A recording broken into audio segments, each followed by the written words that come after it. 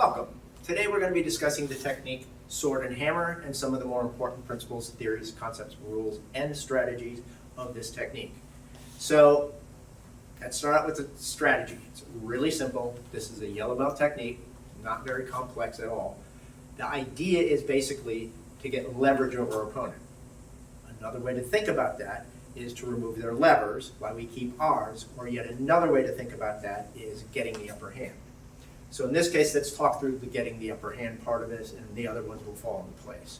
So let's talk through what's going on here. We have this ideal attack, which is the shoulder grab. What I want to do is I want to establish my base, the general idea, and hit them to get them bent back. So that way I remove their levers, I maintain my levers, and we employ the strategy. There's a problem with that. What happened up here up top? I'm starting to establish my base, and there's nothing keeping my opponent where they are. They could easily have just let go and punched me in the face. So let's talk through getting the upper hand piece of this. So I could do one of two things.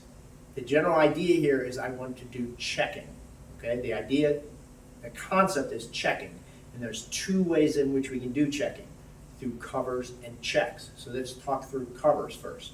So if I start to step back, I think he might punch me in the face, so I cover my face so that even if he does, I've got positioning in place to where he can't hit me.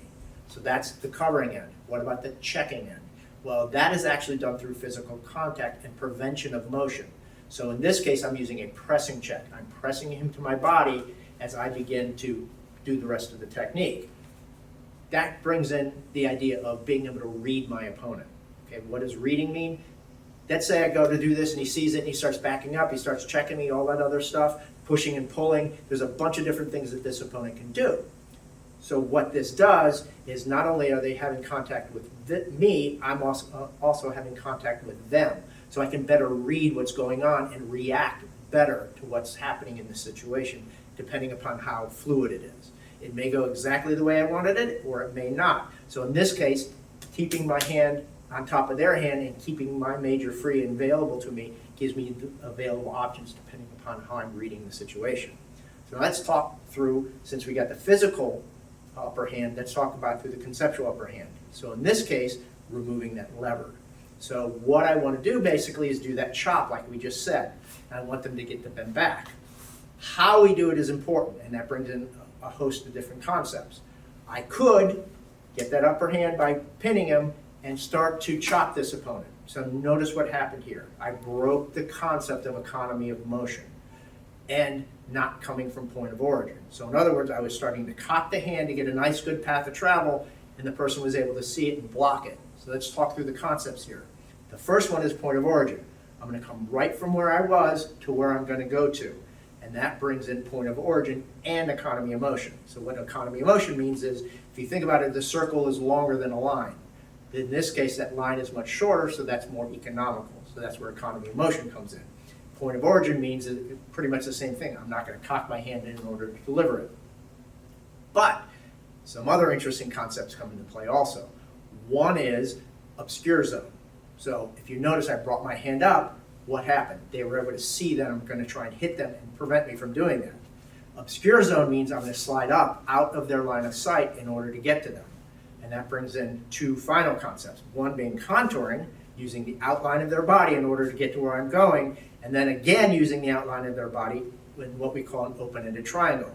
And that brings in yet another concept called margin for error. So open-ended triangles allow us to have more margin for error. So there's a whole bunch of different concepts going on here with this one simple move that's going on in order to get the upper hand conceptually. And in that case, removing their levers.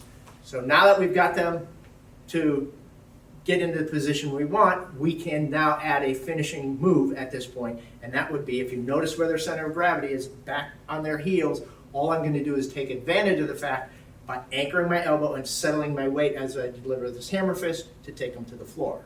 Okay? And the technique would be done. But what happens if things didn't go according to plan? I start to do this, the guy steps back, or he sees me, or he blocks, or whatever, but I wasn't able to get him to bend backwards, so I wasn't able to employ the strategy. In other words, to get him to bend back and remove that lever. Where there's the opposite concept of, if the top is closed, the bottom is generally open, and that works. That's a vertical version of it, but there's also horizontal, meaning if the right is closed, generally the left is open. So we're going to take advantage of re-implementing our strategy, but now we're going to do it through the opposite bending. I tried to get him to go back, but I wasn't able to do it. So guess what? I can do the opposite. I can go low and get him to bend forward. And that's basically the general idea of keeping the strategy employed, but by having to do and react to different things, kind of like what we did here. Okay, so now that we've done all that, let's demonstrate the technique very quickly so that you can see it being executed. Up.